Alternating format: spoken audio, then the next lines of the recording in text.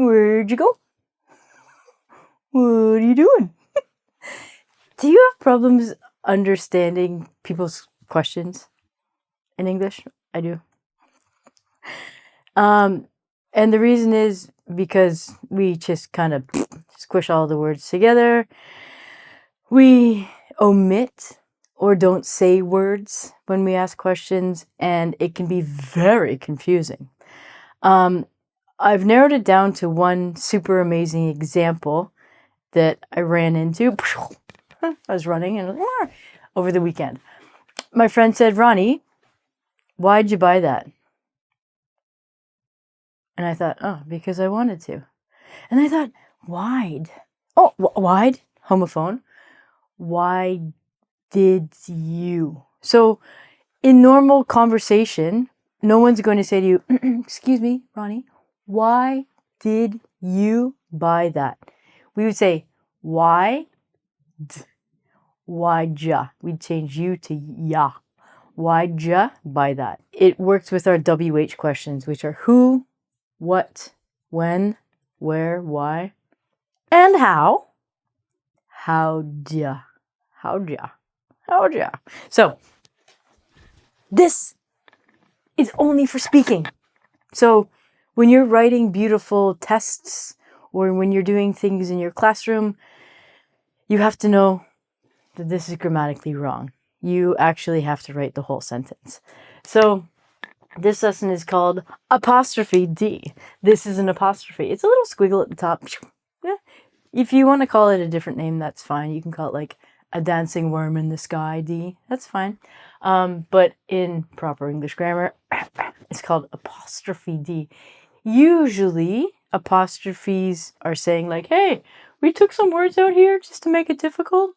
And if they're grammatically correct, like these ones, they're called contractions.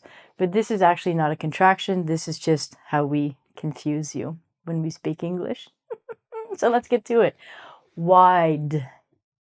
It's, as I said, it's a homophone for something that is not thin. It's wide. So I would say, why'd ya? Why did you? Why'd ya? Why'd you buy that? How'd you do that? We don't say, how did you do that? We say, how'd ya? How did ya? How did you do that? When do you want to go?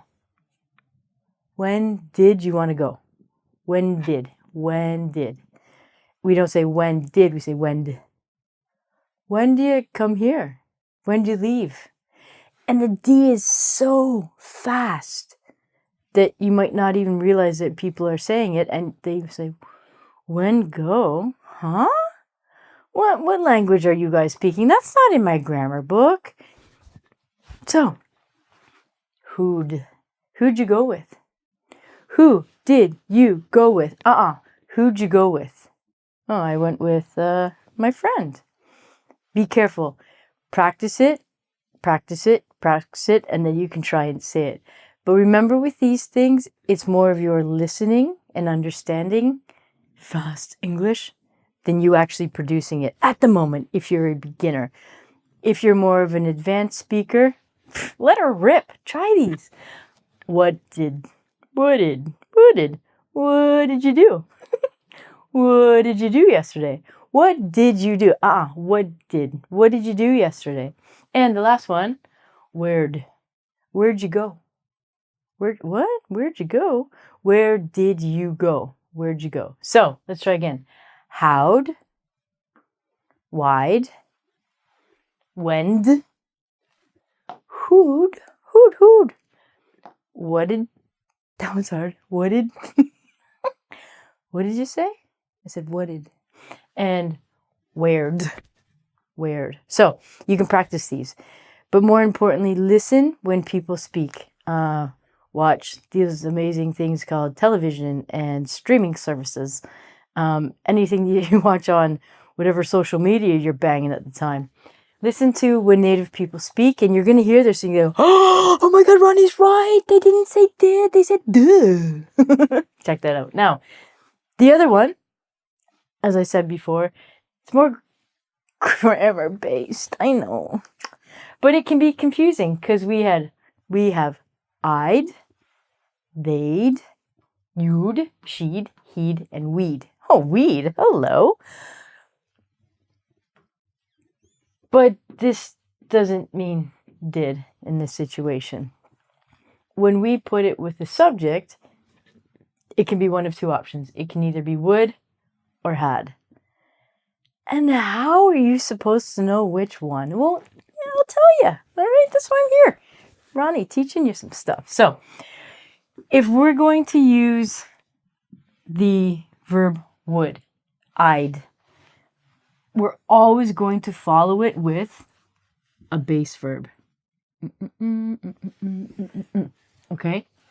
And there's two major ways that we use it. One, everyone's favorite, conditionals.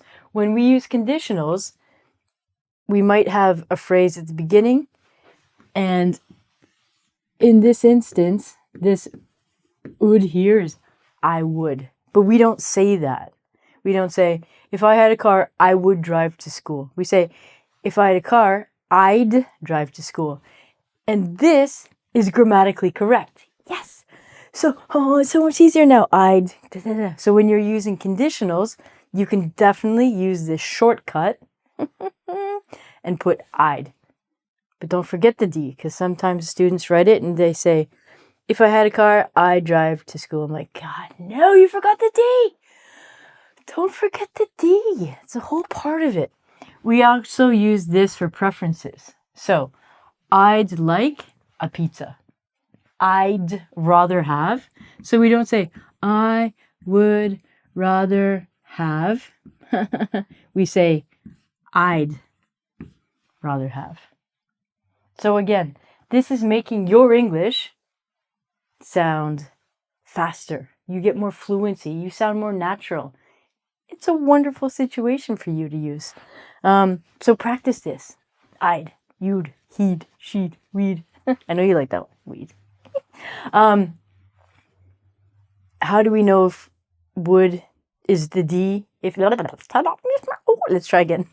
How do you know if the D is would or had? I told you with would we use the present tense of the verb or the base verb, but if we're going to use had, it's going to be the past participle. PP in my brain means past participle. Okay. Oh, I have to go PP. Okay. So, what grammar do we use this in?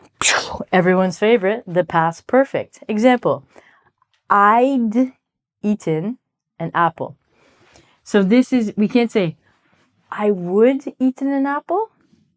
No, that's just wrong because of the verb here is in the past participle.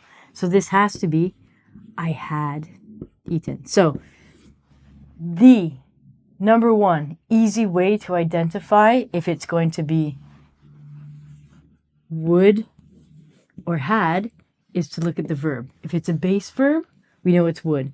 If it's the past participle, we know that it's going to be had. Can you think of a past participle verb? Okay, eaten, yeah, went, gone. Good. So, I had gone to the store, then I came back.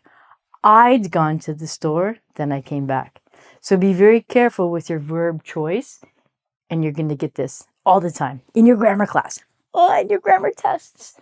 Would with the base verb and had, past perfect, with the past participle. They'd, you'd, she'd, he'd, we'd. Practice this. Ace your grammar tests. Keep on following this wonderful YouTube channel for more information. And good luck with everything. How'd you do that? I don't know.